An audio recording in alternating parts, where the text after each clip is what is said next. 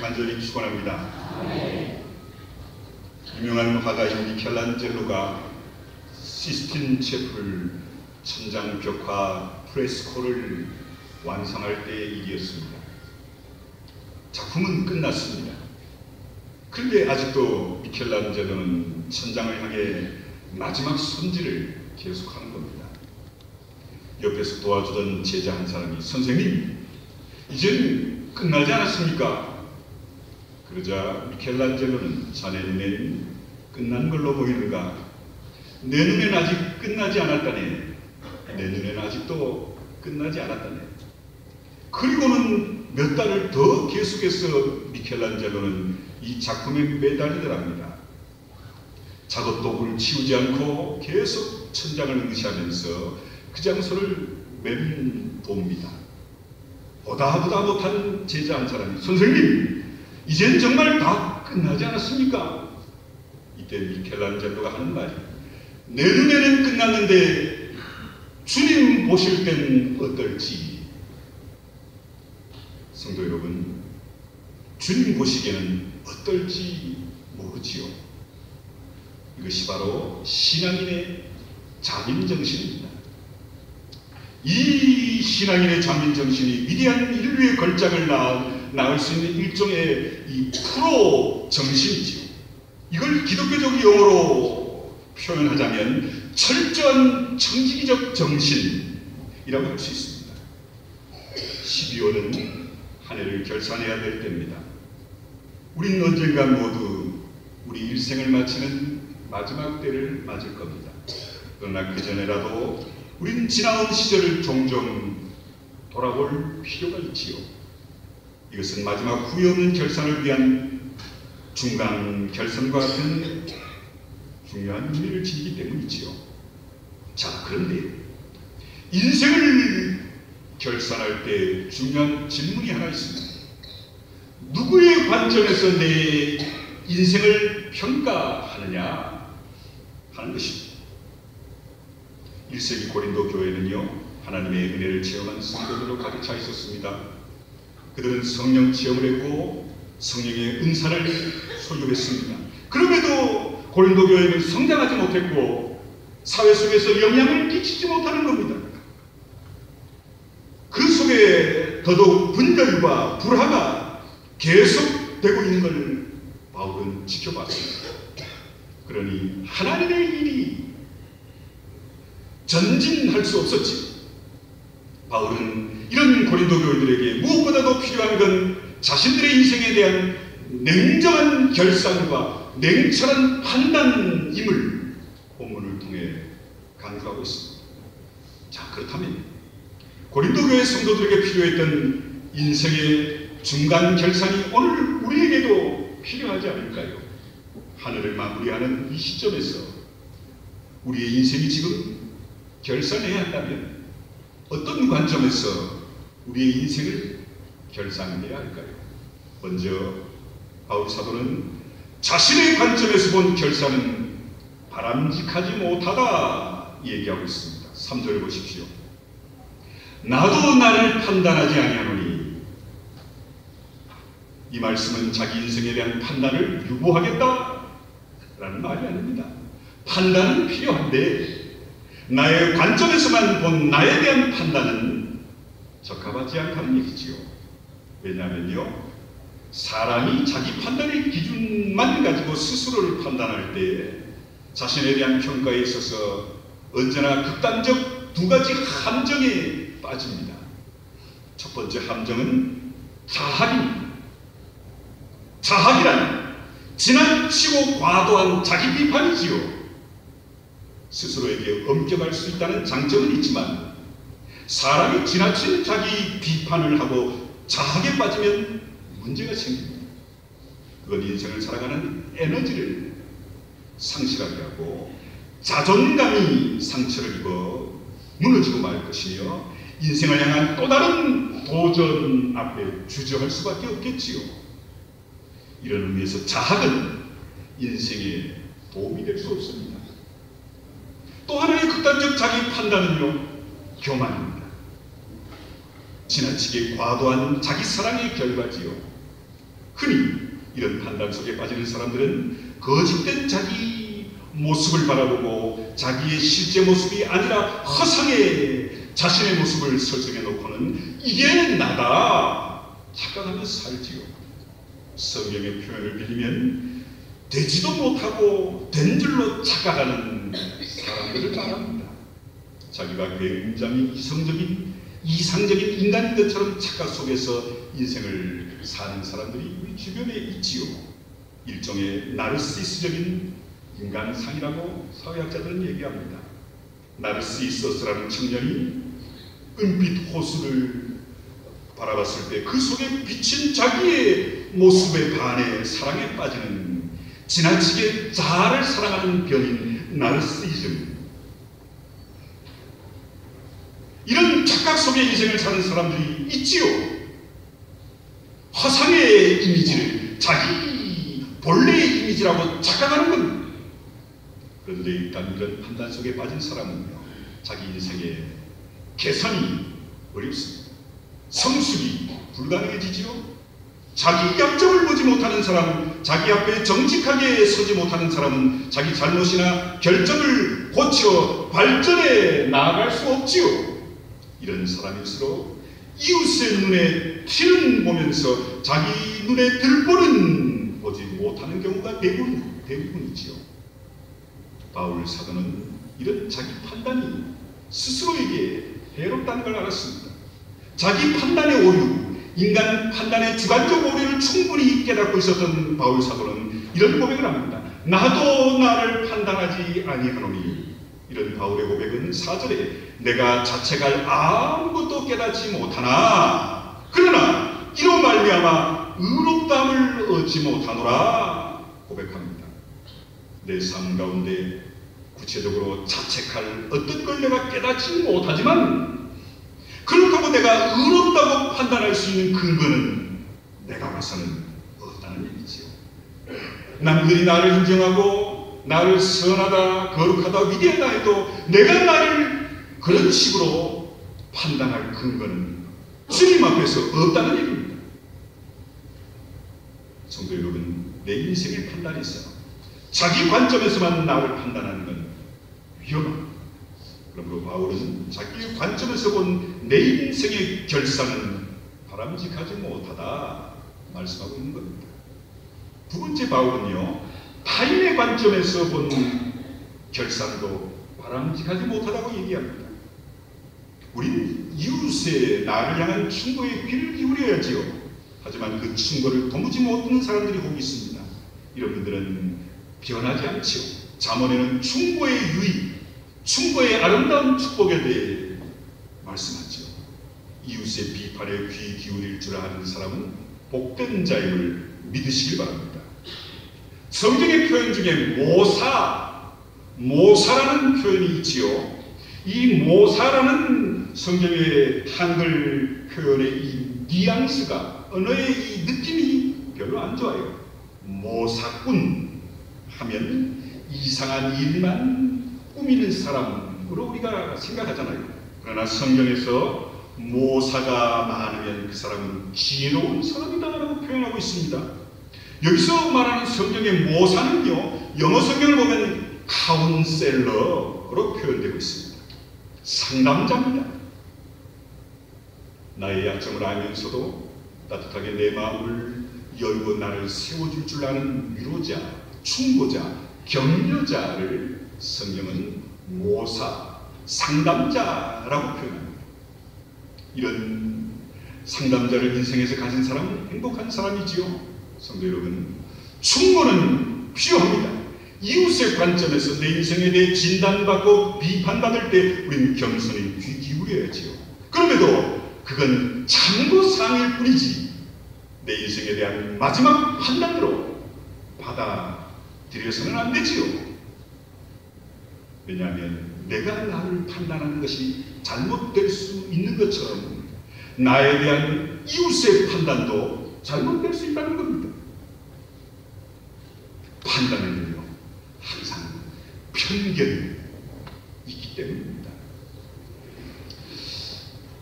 한국인 2세로 미국 시민권을 가져 미국 사회에서 상당히 성공한 여성이 미국의 큰 회사의 중역으로 일하면서 미국이라는 나라는 굉장히 넓으니까 비행기를 타고 자주 출장을 다녔답니다.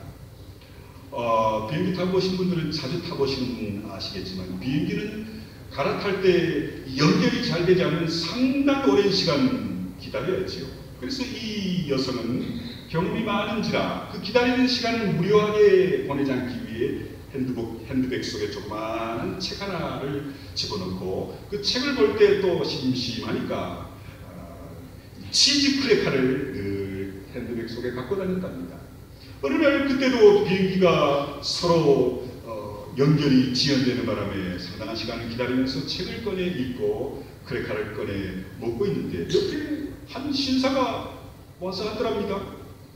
그래서 책을 보면서 심심해서 크래커를 하나 먹는데 이 신사가 앉더니 허락도 없이 자기 크래커를 집어먹더래요.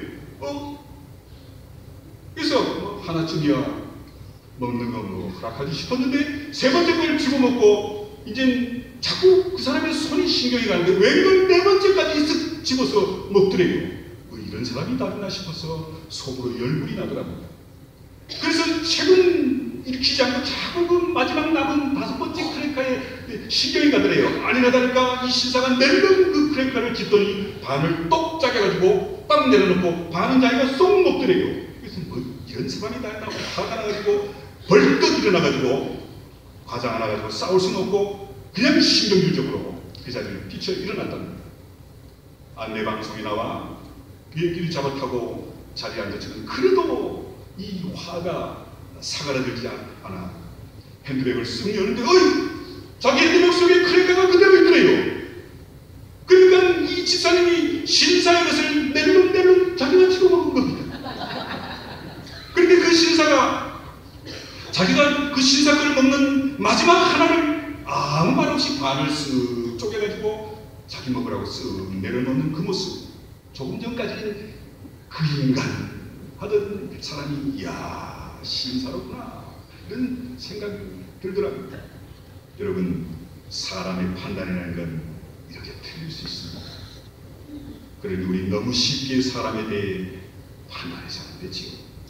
다른 사람이 나를 비록 나쁘게 평가하더라도 그것 때문에 내 인생이 끝장난 것처럼 그렇게 흥분할 이유 없습니다. 우리는 때로 나를 향한 다른 사람의 판단에 지나치게 반응할 때가 많지요. 흥분합니다. 성도 여러분, 우리 삶의 건강한 미래를 개척해 나가기 위해 필요한 게 있다면 우리 인생의 판단이 있어 다른 사람의 판단을 지나치게 의존하지 말아요. 물론 귀 기울여야지. 그러나 그걸 중요한 판단, 마지막 판단으로 수용해서는 안 되지요. 바울은 이 사실을 정확하게 깨닫고 있었습니다. 3절 보십시오. 너희에게나 다른 사람에게나 판단받는 것이 내게는 매우 작은 일이라 나도 나를 판단하지 아니하노니 너희에게나 다른 사람에게 판단받는 것이 무시할 일이라 하지 않았습니다. 귀담아 들어야 하고 참고할 필요가 있다 했지요. 고치면 유익입니다. 그러나 그건 내 인생의 마지막 선언일 수 없다, 그 얘기입니다. 자, 그렇다면 성도 여러분, 어떤 사람의 관점에서 내 인생이 판단되어야 할까요? 바울은 오늘 본문에서 분명히 말씀합니다.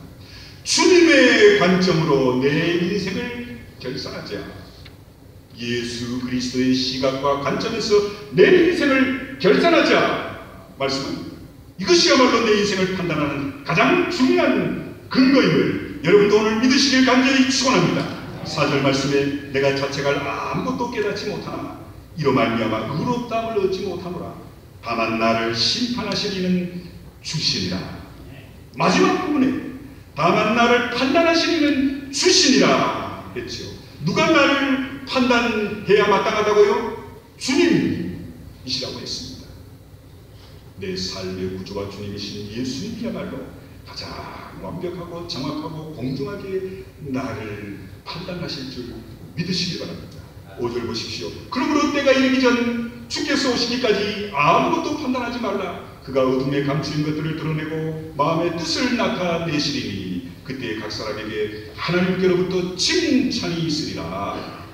마지막 판단의 때가 오기 전에 너무 서둘러 자신을 판단하거나 이웃의 판단을 마지막 판단처럼 받아들일 필요 없다는 얘기지요. 주님 오시는 그때 주께서 친히 판단하실 것을 믿으라는 말씀입니다. 그가 어둠에 감추인 것들을 드러내시고 마음의 속 깊은 뜻을 드러내신답니다. 그분은 겉으로 드러난 행동만 보는 게 아니라 내 행동을 결정한 마음속 깊은 곳에 숨어있는 그 행동의 동기까지 살피시는 분이시기에 완벽하게 우리를 판단하실 분은 주님이심을 믿으시길 바랍니다. 그런데 오늘 본문에 그때 주님이 완벽하게 나를 판단하시는 그날 각 사람에게 주님으로부터 칭찬이 있으리라 말씀합니다. 주님이 주님의 자녀들을 판단하실 때 그 의도는 처벌에 있는 게 아니었습니다. 인생에 대한 파괴적 판단과 비난과 정죄는 십자가에 달리신 예수 그리스도를 만나는 순간 그 모든 건 다 사그라들고 말지요. 그래서 예수 그리스도 예수 안에 있는 자에게는 결코 정죄함이 없느니라 성경은 말씀합니다.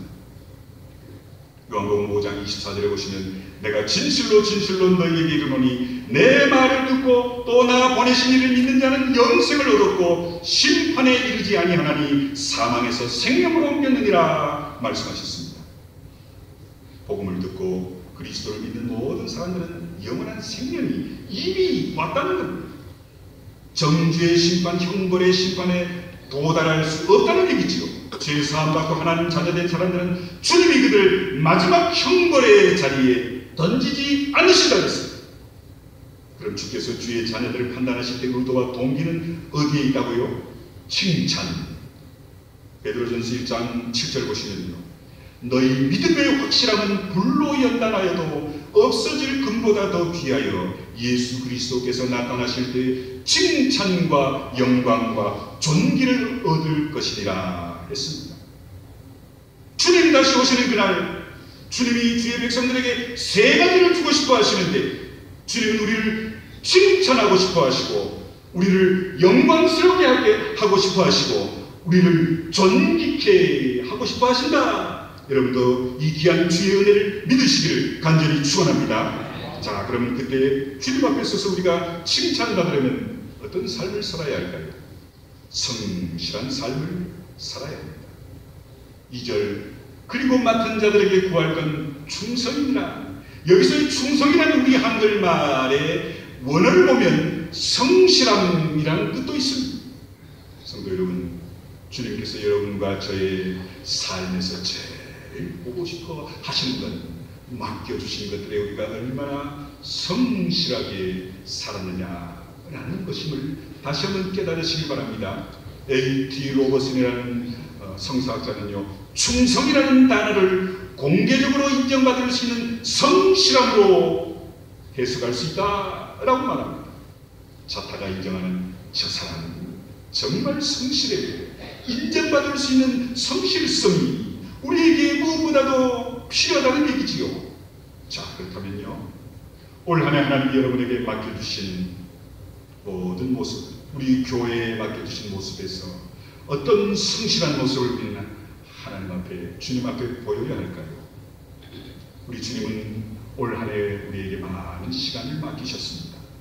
그 시간을 통해 하나님 앞에 얼마나 성실하셨습니까? 우리에게 여러 종류의 달란트를 허락하셨는데 맡겨주신 그 달란트를 우린 주님 보실 때 얼마나 성실하게 활용하셨습니까? 재물을 주셨습니다. 맡겨주신 재물을 얼마나 성실하게 관리하셨습니까? 성도 여러분, 본문에서 주께서 저와 여러분에게 특별히 한 가지에 대한 성실성을 주목하고 계신다 했는데요. 1절을 보십시오. 사람이 마땅히 우리를 그리스도의 일꾼이요 하나님의 비밀을 맡은 자로 여길지어다. 하나님의 비밀이라는 말씀이 나옵니다. 이 하나님의 비밀이라는 말씀은 하나님의 말씀, 십자가의 복음의 비밀이라는 말씀입니다. 우리 주님은요, 하나님의 말씀, 십자가의 복음의 비밀을 맡기셨는데 이 맡겨주신 사명 앞에 한 해 동안 우리 주님은 우리를 어떻게 평가하실까요? 성도 여러분, 한 해 동안 이 복음을 믿는 자로 여러분은 어떻게 사셨습니까? 이 복음의 비밀을, 하나님의 말씀을 몇 사람에게 증거했고 전도하셨나요? 이 복음에 합당한 삶을 사셨습니까? 나를 변화시켜 주셨던 하나님의 말씀 따라 우리는 이 한 해를 끝까지 달려가야 하지 않을까요? 주님께서 내게 일감을 맡기실 때 주님의 의도를 아셔야 합니다. 나를 칭찬하고 싶어 하시는 주님께서 마지막 심판의 날 주 앞에 섰을 때 영광과 존귀로 그 앞에 서도록 하기 위해 오늘 내가 생각할 땐 좀 버겁고 일감이 무겁더라도 불편하지 마시고 한 해 동안 여러분에게 맡겨주신 귀한 사명들, 건강을, 시간을, 물질을 이해가 다가기 전에 우리 주님이 보실 때, 판단하실 때 칭찬과 영광과 존귀를 주님이 받으시고 우리에게 이런 놀라운 복을 선언하시는 그런 우리 교회와 성도들 다 되시기를 간절히 축원합니다. 기도하겠습니다. 고마우신 아버지 하나님, 올 한 해를 돌아볼 때 내가 나를 판단하고 사람들이 나를 판단하는 소리에 집착하지 말고 오직 우리를 판단하시는 주님 앞에 나의 시간, 물질, 건강, 가정, 사업, 직장, 교회를 통해 칭찬과 영광과 존귀를 끝까지 누릴 수 있는 우리 교회와 성도들 되게 주시옵소서. 예수님의 이름으로 간절히 축복하며 기도하옵나이다. 아멘.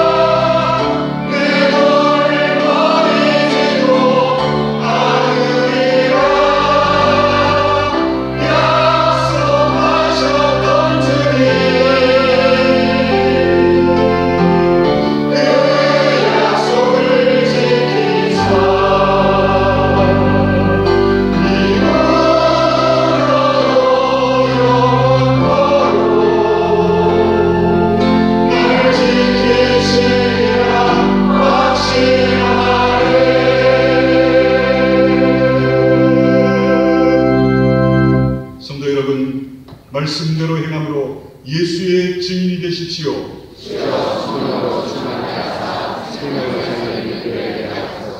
이제는 우리 주 예수 그리스도의 크신 은혜와 아버지 하나님의 그 크신 사랑하심과 성령의 함께하심이 주님 나를 보실 때, 우리를 보실 때 칭찬과 존귀와 영광을 받을 수 있는 귀한 우리 모두 우리 교회 되게 하옵시기를 간절히 축원하옵나이다. 아멘.